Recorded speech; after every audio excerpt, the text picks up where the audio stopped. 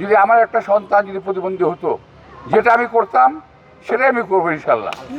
আমাদের যা করা দরকার একজন মানুষ হিসেবে আমি উপলব্ধি করে ইনশাল্লাহ নির্বাচনের পর আমরা সেই ব্যবস্থা শুরু করবো ইনশাল্লাহ।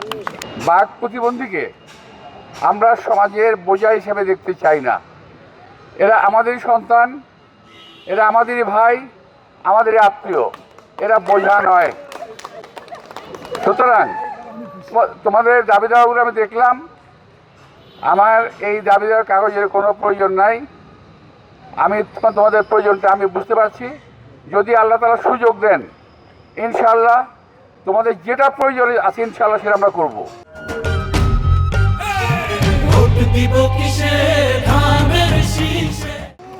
যা প্রয়োজন আছে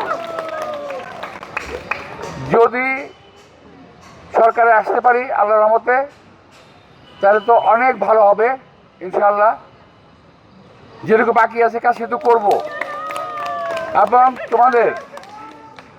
তোমাদের আমার আসলে ঠিক প্রতিবন্ধী বলতে একটু কষ্ট হয়। আমি ওই শব্দটা ব্যবহার করতে চাই না। আমি যদি আজকে সত্যি কথা বলতে, যদি আমার একটা সন্তান যদি প্রতিবন্ধী হতো, যেটা আমি করতাম সেটাই আমি করবো ইনশাল্লাহ। তোমাদের সমাজে প্রতিষ্ঠিত হওয়ার জন্যে, তোমাদের জীবনের স্বাচ্ছন্দ্য আনার জন্যে আমাদের যা করা দরকার একজন মানুষ হিসেবে আমি উপলব্ধি করে ইনশাল্লাহ নির্বাচনের পর আমরা সেই ব্যবস্থা শুরু করবো ইনশাল্লাহ। এতে তোমাদের হবে না, তোমাদের আরও অনেক প্রয়োজন আছে যেগুলো তোমরা লিখতে পারো নাই।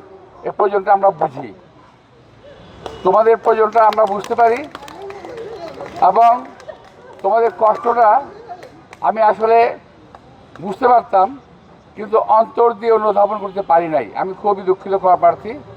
আমি আজকে বুঝতে পারছি তোমাদের সমস্যাটা কত মারাত্মক,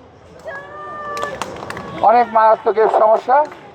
এই সমস্যা নিয়ে একজনের মানুষের বেঁচে থাকা এবং তোমাদের যারা বাপ মা আছে তাদেরও টিকে থাকা খুবই ডিফিকাল্ট, খুবই কষ্টকর। সুতরাং তোমাদেরকে আমরা কখনোই সমাজের বোঝা হিসেবে ভাবতে চাই না। আমরা চাই তোমরা আমাদের সমাজে একটা করে সম্পদ।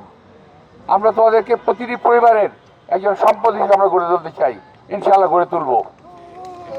তোমাদের সবাইকে আন্তরিক শুভেচ্ছা জানিয়ে তোমরা ভালো থাকো, ভালো থাকবে এবং যে কোনো প্রয়োজনে আমি যে কদিন বেঁচে আছি, যে কোনো সময় যে কোনো অবস্থায় আমাকে তোমার স্মরণ করবে ইনশাআল্লাহ। আমি তোমার পাশে দাঁড়াবো।